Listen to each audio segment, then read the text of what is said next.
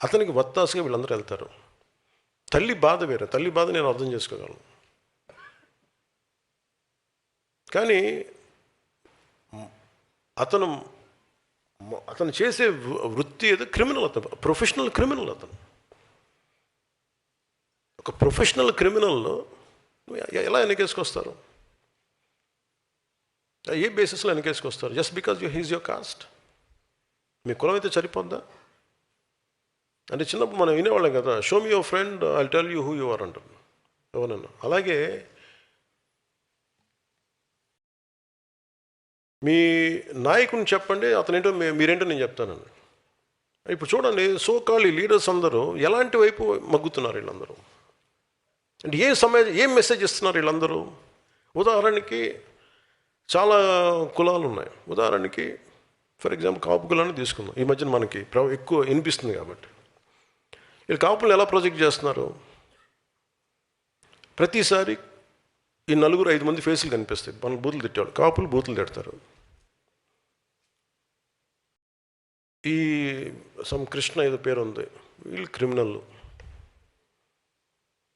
వీళ్ళు ఇది అన్ని నెగిటివ్ న్యూస్ చూడండి. సో మీకు ఏమైపోద్ది? కొద్ది రోజుల తర్వాత సబ్లిమినల్గా మీ మనోగతంలో ఏమైపోద్ది? It will become confine to, అది ఈ భావన దేనికి వేస్తే, కాపు అని చెప్పగానే ఇవన్నీ గుర్తొస్తాయి మనకి. We'll form our opinion. అది వీళ్ళ స్ట్రాటజీ. అంటే మీకు భావం ఏం చెప్తారు? ఇది ఒక్క కాపు కులానికి కదా, అందరికీ చెప్తారు, అన్ని కులాలకి. ఇదొక very clear cut political game ఇది. నేను దాన్ని బ్రేక్ చేస్తాను కాబట్టే నా మీద ఇంత కోపం అందరికీ. కొంతమంది ప్రాంతీయతలు పట్టుకొచ్చి రాష్ట్రాలు విడిపోయిన ఇంకా మీరు తిడతా ఉంటే, ఇది దేశంలో అంతర్భాగం అని చెప్పినందుకు నన్ను తిడుతున్నారు. అది నేను ఎప్పుడు తెలంగాణను వ్యతిరేకించాను అంటే నేను ప్రతి ఒక్కరు డిఎన్ఏని బయటికి చెప్తా. అందుకని కోపం అందరికీ నా మీద. నాకు అర్థం అవుతూ ఉంటుంది. అంటే ఏ సామాజిక వర్గం అయినా నాయకత్వం వహించాలంటే మిగతా అన్ని సామాజిక వర్గాల విశ్వాసాన్ని పొందాల్సిందే, వేరే దారి లేదు దీనికి.